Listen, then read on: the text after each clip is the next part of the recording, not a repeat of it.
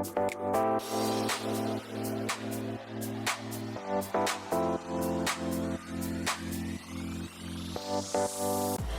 Angelo, lovely to meet you. Kubi, how are you? I It's am nice to well. meet you and welcome to my atelier. This is beautiful. Thank you so much. This is absolutely beautiful. Now, I want to start talking about your brand, but from the beginning. Yeah. You know, you designed some of the most beautiful dresses. You've just finished doing a fantastic runway show. But take me back to the beginning. How did it all start? Well, it started like, like way back when we were still in grade school, Like you have to scribble, that you wanted to be a fashion designer. My mom used to tell me when, as a little kid, she brought me to the hospital, and then she would have this checkup, and then as a baby, she would put me down, and then all this nurses hosiery. She would notice that I'm so keen of the hosieries, To touch it? The hosiery. I was so feeling like like this, like, You I said, this baby boy. How this I thought oh, it's a male thing, like to touch all the legs of all these nurses in hosiery. So I noticed like when I was growing up, like I was fond of my mom's skirt, like all these pleated skirts with all this stilettos. Beautiful. I grew up in the 70s, so you could imagine all this beautiful mini dress and all these things. So when I was growing up, I was so fascinated with my mom's dressing up. There's all this mini twin set, on the 70s. The Chanel jackets. The mini jackets and all these things, like all these things. Yeah, so it was innate. We could say it was innate. It was not, deep inside of me, there was a brewing of a style. I love that. Yeah. You know, maybe they should go back to the nurses now and say he wasn't touching your leg. It was the fabric. It was the fabric, yes. Darling. Yes, it was the fabric. Yes. I was so keen on anything, It I don't know. So it comes naturally. Wonderful. Yeah. And so, did you study to be a designer? You had the innate talent, but did you study it? We actually fast forward when we started after high school. So we wanted not to be there in our little hometown. It's in Samar, where it's a fishing village next to the mountain, very rural, but full of talent. So we went to the city in Manila. Then we enrolled in Slim. It's a fashion school. You say we. Who's the we? It was like my friend Michael Cinco. Right. Yeah, because we are together. We're classmates since grade school. Fantastic. And for people who don't know who Michael Cinco is, he's phenomenal, right? Yeah. He's done America's Next Top Model. Exactly. He done Singapore Next Top Model. Yeah. So you both went to school together. Together, yes. Amazing. Yeah. So we grew up, and then basically we are there struggling. So because we are not coming from a very wealthy family, so we don't have the means to to go abroad, study St. Martin or all these things, Yes. So there's a school in Manila where famous people known Filipino designers went to. For me, basically, because I'm full of talent already, you could draw, you could do this. So just to have the heck of putting up a school name in front, because technically, I was forced to enroll in a fashion school because I was selected as one of the finalists for Smirnoff Young Designers Competition. Nice. Love that. Love that. And so roughly how old were you at this part of the journey? It's quite I was around 20 or 18. Okay. Yeah. So you were building traction in the Philippines, you were getting a name for yourself. Yeah. And what made you say, okay, I'm going to leave the Philippines, my family, my comfort zone, and come to Dubai? It was before everybody was talking the playground for the couture and all these designers way back in the 90s, early 90s. Me and Michael went to embark into the Middle East. Nice. So he's the one who went ahead of me. He went to work in Saudi Arabia. Like I came here also in Dubai. Everybody was sleepy here. Here you get culture shock, where it's the first time you've seen a lot of Swarovskis put into dresses, like all your fantasies, sketches made into reality and worn by all these women in the Middle East. Yeah. How was that for you? It was kind of surreal for me, coming from a very rural area. in the Philippines, and then you get to, you know, to style all the women here. Yes. Yeah, yes. it is the closest you could get for Paris. Yes, yes, I totally agree. And when you first came, who was the first people that you were dressing? So randomly, it was like the locals, like, you know, the families here. So basically, I came 1995 here when everything was quiet, no metro, nothing. You know, Right. totally. It was like the trade center was the tallest building in town. Wow. Yeah. Forget the Burj Khalifa, just the trade. Nothing. Wow. You know, so wow. everything here, you just put a lot of crystals on the dresses. It was Victorian-inspired era, tons of yards of fabrics sewn together. Yeah, it was all like, you know, surreal, like, you know, because normally you don't get these clients in the Philippines. Yes. You know? And so did you at that point know I'm building a brand? At what point did you say I'm onto something and I'm going to have an international brand? No, so I was working, so I was sending money back home. Have your sisters and brother went to school with that money that you're working here, and then suddenly I was working with the royal family one at a time on my career. I was working here, and then suddenly you have this feeling that you wanted to just, like, you know, put your own thing. It's not like just actually building a brand, but you wanted to put up your own thing, like a small atelier probably that you could get, because, like, you know, working with somebody else, you have these restrictions. You cannot post your designs. You have only these clients, the family there. Yes, yes.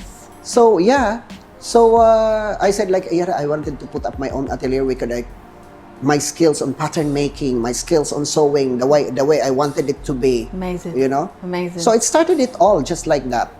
Did you expect it to grow so quickly? No, not really. Like, it was like, you know, like all these loyal clients I have within these 15 years still come to me because of my personal attentions to them, all these details and all. So yeah, you never actually imagined that it would grow big, like, you know, a house brand. But you are a house brand now. Yeah, but technically, like, my feet is still on the ground. I didn't, you know, look at it as really a different thing. So because the passion in me is still there. Like, you know, I love to dress up. I love to do pattern making. I love to do all this stuff. Like, you know, the most important feeling is self-satisfaction. This is what you do. Yes. Yeah. What would you, if you were to describe your dresses to the international audience, the London audience, the Parisian audience, the American audience, what sets your collection apart from all of your competitors, do you think? For me, it's actually because there's a lot of brands of Kubi, and my brand, it's more about the satisfaction, like, you know, like if I dress up a woman, like, you know, I put on into her character. So if I dress up a woman of power, so if I dresses her up, like, you know, the minute you walk into my dress, you could feel that it's powerful. There is a lot of drama. So an actress, you could feel like, you know, like you are a queen, perhaps, you know, a bride to be. You are the princess, like, you know. So it's set apart. Like when you set onto my dresses, like, you know, there is something, a connection that, you know, that goes in. It's not just like dressing up. It is the moment that you dressed up, that, you know, like you feel into your character. I love that. You know why I love that? Because I think that people underestimate the importance of the woman's character protruding through what she's wearing. Yes. As opposed to one size fits all. Exactly. Here's just a dress. I agree that. Like, you know, there is what you call no offense to, of course, like, you know, there's a lot of fast fashion nowadays. Like, you know, see even how powerful you are if you are not dressing the right dress for you. So it doesn't make sense, you know.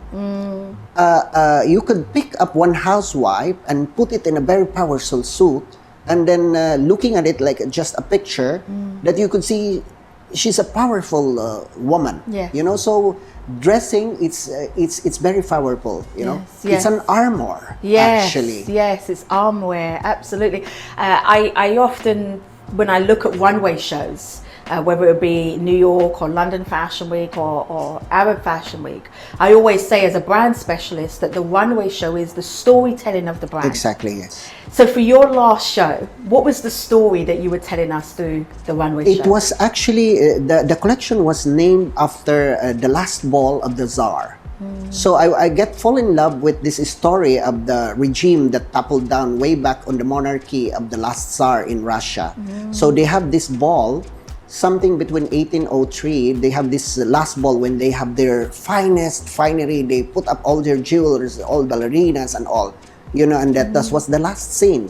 So it was a story of what is happening at the moment. Like, you know, there is uncertainty that is happening at the moment. You don't know because of what is happening on the pandemic. We wanted to create a stage, like, you know, the best. You have to wear your best. Like, you know, every day, it's a life worth lived. You know, it's a life worth imagining. You have to be at your best on that very occasion, you know, because you don't know what brings tomorrow. I absolutely agree with that. We were saying off camera that life is an adventure. Exactly. It absolutely is. The runway show, when you're preparing it, how far in advance are you thinking about the storytelling, how it marries into the collection? When you're designing, are you thinking about actually what will the show look like, or is it separate? Yeah, everything, you know, from the very moment down to the every last single details, you know. You get to that vibe, you know, like you get to see all this stuff, like, you know, like, you know, dancing, how it feel when I wanted to wear something on that very ball, and then suddenly it's your last day. You know, you wanted to be grand. The princesses, they have to put on all their jewels. It has to be opulent, it has to be grand. From the music to the spotlights, everything, details. Yes. It has to be incorporated into that collection. Absolutely, I love that. Whenever I'm working with designers and we're preparing their shows for London Fashion Week, I say the excellence is in the detail. It is the smallest thing that makes the grand picture. So I'm so with you. Exactly. Let's talk about the pandemic. Yeah. How did it impact business, and how are you recovering back? Yeah, the pandemic actually, since last year, you know, I have this business tie-up with my brand, the wedding dresses was being sold in China. And then before something between 2019, they told me that, oh, there's a pandemic that's happening in China, and then we're closing down for the New Year's, Chinese New Year. So I said like, oh, okay. So I thought, like, you know, it's a normal thing, like, you know, that it will not cross boundaries. Like, say, okay, I will focus on my energy on building the brand here at the moment. So I was looking for a collection that would showcase only locally. But I didn't know that the pandemic would just, like, you know, eaten the whole global thing, you know, and it's really affected us. And that's why I tell, like, you know, life is uncertain. Even the business here, for my past years here in Dubai, I never seen that the business could stop. That, you know, that you cannot be going out of the street. That you know, everything. So I said, yeah, it could happen. Yes. But it is a challenge for us business wise, because, like, you know, the game was different now. So you have to focus on putting up the social media is an armor really to really reach out the market, because nobody was like doing it physically. Nobody was going to because of the scars of the pandemic. Oh, I don't want to go there to the shop. So there was also an enigma when it was coming on, like, you know, like as if like everybody does, like as if like, oh, it would kill me. So it was quite different. So the social media was so funny. When I started doing Instagram, it was actually a normal Instagram. Like, you know, you put up your face, right, like, your know, food like, you're eating. And suddenly, people have started following me all, and then you know, like the client, you have Instagram, and then I feel shy. Like, you're gonna post your face anymore, you know. You make me laugh because you say that, you know, you're not used to being in front of the camera like this, but you have such a household name. So for me, that's it's humbling to meet you and to hear you say that. What's the future for you? I know you're going and you're penetrating America.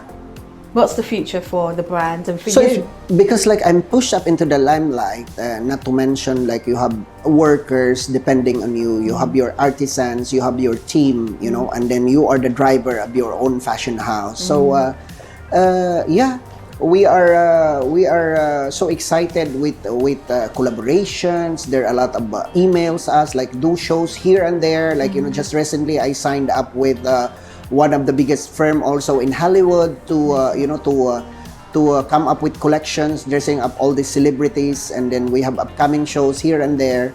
Yeah, so I think we'll just ride on whatever it takes us. I love that. Final question for you. The luxury fashion sector is starting to fuse technology a lot more. You're seeing dresses in the meta universe, for example, in virtual reality. Do you think you'll end up in that direction? Will you end up designing dresses that are digital dresses, do you imagine? Yeah, of course, I'm into that. Like, see, nowadays, even now, like, I'm still sketching on my hand, freehand, no? But, yeah, way back when now, like, the fashion designer is actually sketching digitally. So, yeah, and I think I'm really a fan, of all these digital arts, NFT, all these things, like, drawings and all. They started it already, and then it's unstoppable because we are into that era already of all these things that it's happening.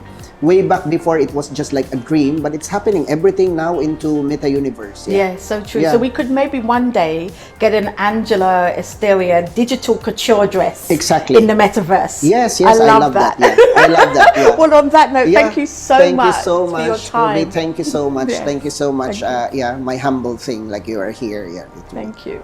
Thank you so much.